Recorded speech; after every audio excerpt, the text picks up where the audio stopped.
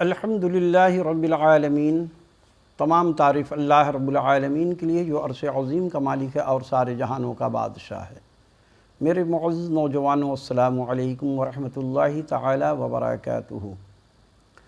آج پوری امت جو ہے اختلاف میں بٹ چکی ہے، اور یہ بانٹنے والے، تقسیم کرنے والے یہ سارے علماء کرام ہیں۔ صرف اپنی دکان چمکانا سب کا مقصد ہے، کسی کے آخرت سے ان علماء کرام کو فکر نہیں ہے۔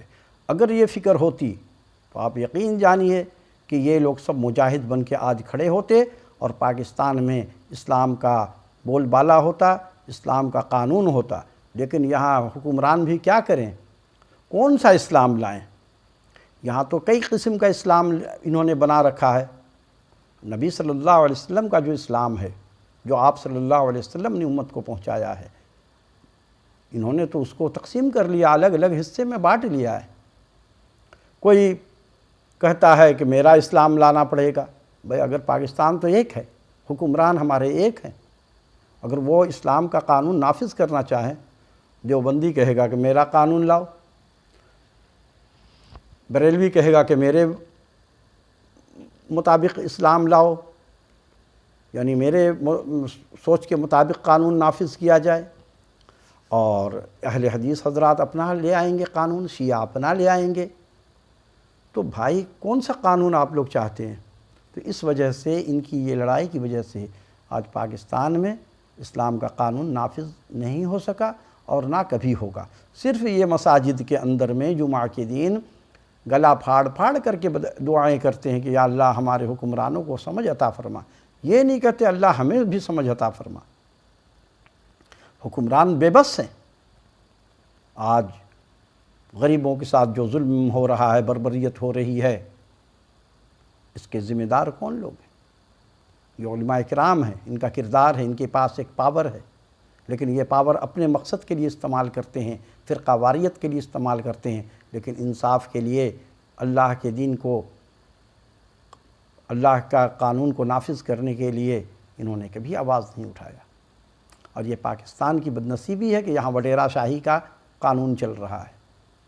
یہاں جاگیردارانہ نظام جب تک ختم نہیں ہوگا، امن سکون نہیں آ سکتا۔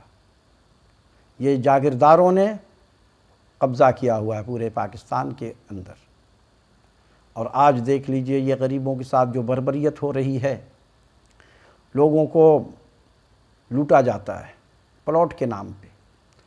ہزاروں پلاٹ کراچی میں ایسے، ہزاروں گوٹھ ایسے ہیں جہاں ایک ایک پلاٹ کو 6 مرتبہ انہوں نے بیچا ہوا ہے۔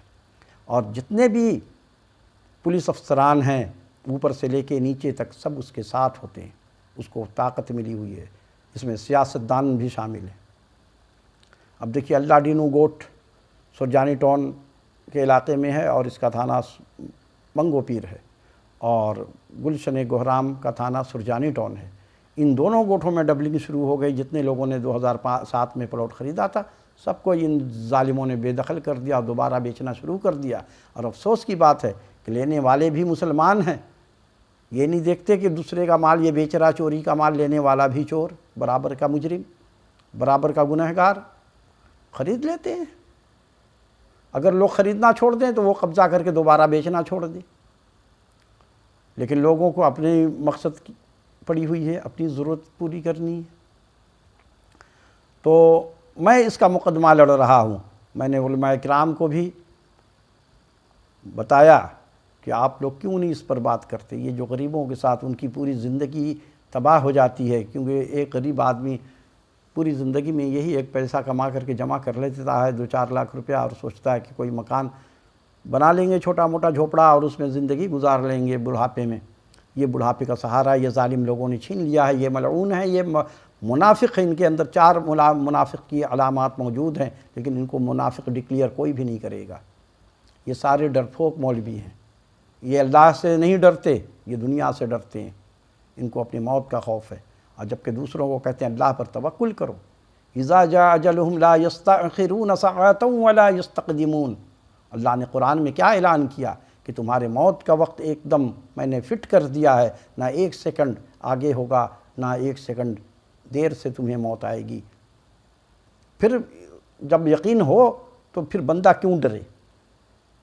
اس کا مطلب ہے کہ تمہیں اللہ کے قرآن پر یقین نہیں، اللہ کی بات پہ یقین نہیں ہے، ورنہ ان کو تو آواز بلند کرنا چاہیے تھا۔ موسیٰ علیہ السلام اکیلے تھے، اللہ نے ان کو کہا فرعون کے پاس جاؤ، تو اللہ نے کیا دیا ان کو؟ ایک طاقت عطا کر دی، ایک معجزہ دے دیا اور کہا جائیے۔ موسیٰ علیہ السلام تو نہیں ڈرے۔ اللہ نے کیا کہا؟